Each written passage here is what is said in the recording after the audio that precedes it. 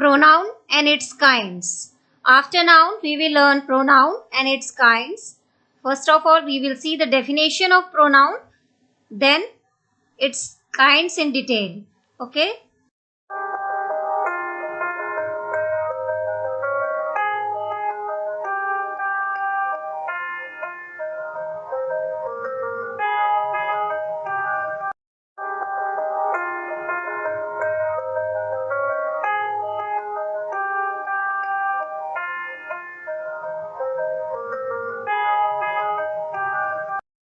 Pronouns. Pronouns are the word that replaces nouns.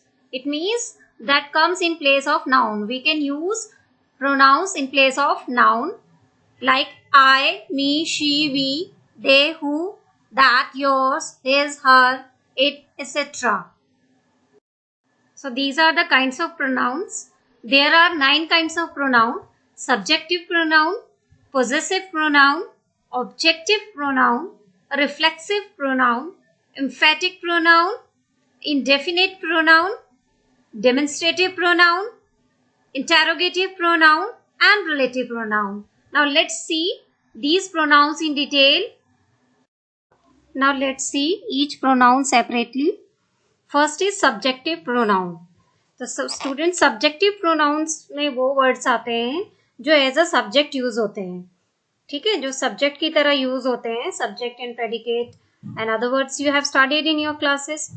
तो subject की तरह जो यूज होते हैं that is called subjective pronoun. जैसे कि एग्जांपल में ही इज अ बॉय, ही यहाँ पर सब्जेक्ट है, दे आर प्लेयर्स, दे यहाँ पर सब्जेक्ट है. Second is possessive pronoun. Possessive, possession का मतलब होता है कोई चीज पे अधिकार होना. आपका किसी चीज पे अधिकार है, दैट इज कॉल्ड पोजेशन. तो पॉजेसिव प्रोनाउन जैसे हिज, हर, इट्स, देयर यानी कि उसका, ठीक है, उनका, मेरा, यानी कि किसी चीज पे मेरा अधिकार है. This is my book and this book is mine. अब इसमें क्या डिफरेंस है? इसमें 2 टाइप्स के होते हैं, his, her, its, their, my, your, our, और his, its, theirs, mine, yours. अब कहाँ पर हम माई यूज करते हैं, कहाँ पर माइन?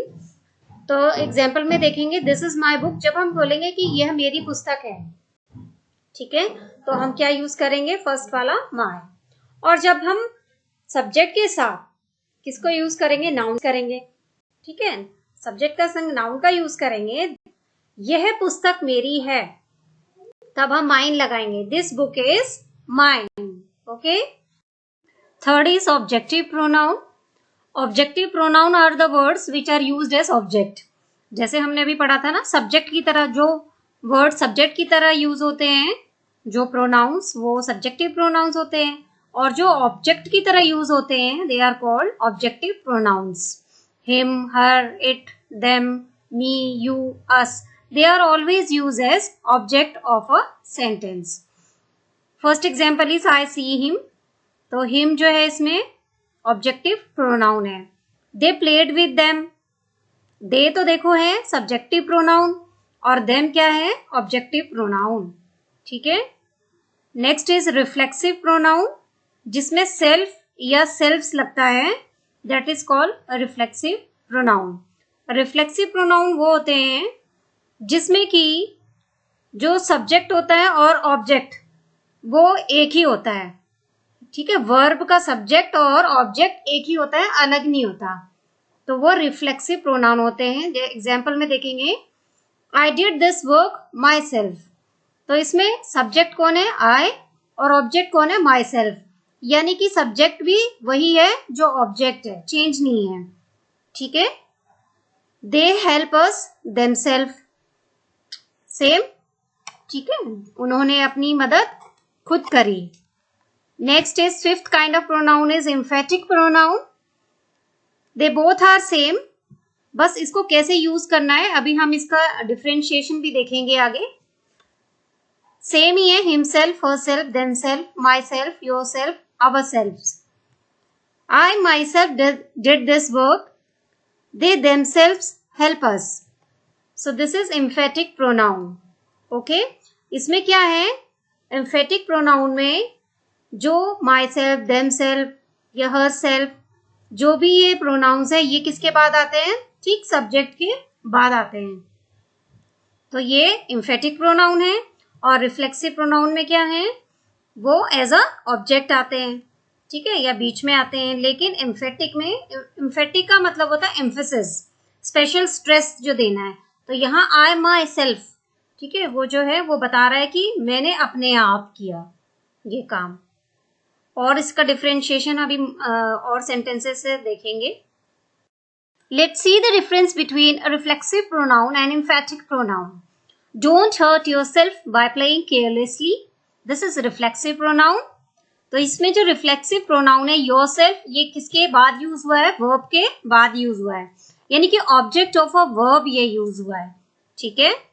और सेकेंड एम्फेटिक प्रोनाउन में I myself try to do the English work. अब इसमें जो है सब्जेक्ट के बाद यूज हुआ है, ठीक, माई सेल्फ, और वर्ब के पहले। इसमें तो योरसेल्फ देखो वर्ब के बाद यूज हुआ है ना, हर्ट के बाद, और यहाँ पर ट्राइड है ना, ट्राइड की ठीक पहले यूज हुआ है। तो एम्फेसिस दिया जा रहा है ना, स्पेशल जोर दिया जा रहा है इसमें कि आई माई सेल्फ, मैंने अपने आप, okay. We have enjoyed ourself, यहाँ पर एज अ ऑब्जेक्ट आया है, वर्ब का ऑब्जेक्ट, और यहाँ पर he himself broke his toy, ठीक है, ठीक किसके बाद यूज हुआ है, सब्जेक्ट के बाद और वर्ब के पहले। I love myself, we ourself had gone to playground. She blamed herself.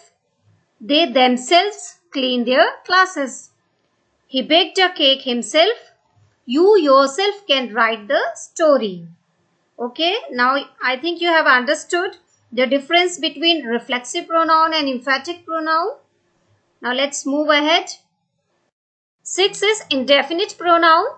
Indefinite means जो निश्चित ना हो, ठीक है, क्योंकि हम प्रोनाउन क्या है, the word which are use in place of noun, whether it is boy, boy की जगह हम ही यूज करेंगे, okay, girl then we use she, और बहुत सारे जने होंगे तो we will use they, we, okay. तो इनडेफिनिट में हमें पता नहीं है, निश्चित नहीं है कि कौन है, उसमें कोई भी हो सकता है, बॉय, गर्ल, और non living thing, anything, all, like this, all, anyone, anybody, anything, everyone, everybody, everything, someone, somebody, something, no one, nobody, nothing.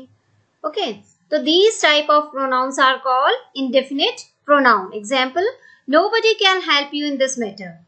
अब यहाँ पर निश्चित नहीं है ना, nobody means कोई भी नहीं मदद कर सकता, कोई पर्टिकुलर नहीं, ना बॉय ना girl, not any personal pronoun, बस nobody, कोई भी नहीं। Did you ask anybody to come? किसी को भी तुमने पूछा आने के लिए, ठीक है, तो ये अनिश्चित है, सब में इंक्लूड हो जाता है, okay. Next is demonstrative pronoun. Demonstrative pronoun वो वर्ड्स होते हैं which are use to indicate the noun और टू रेफर द नाउन, कि नाउन कितनी दूर है, कितनी पास है, ठीक है, it tells the position.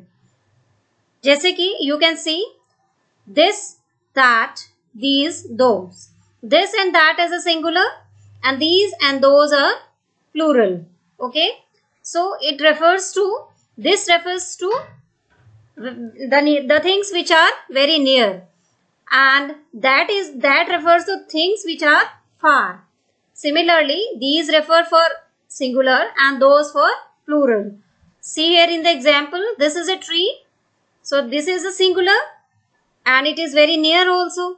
These are trees, this is a plural, means there are many trees, बहुत सारे पेड़ है ना यहाँ पर, और ये plural हो गया, so we use this for a singular and these for plural, okay। ऐसे ही that जो है वो किसके लिए यूज होता है, for far away places के लिए, जो दूर है चीज। tree कहाँ पर है, that थोड़ा सा दूर है, singular के लिए that यूज हुआ है और plural के लिए those, okay। only these two, in singular this, that, and in plural these, those, these are only demonstrative pronouns. Next is interrogative pronoun.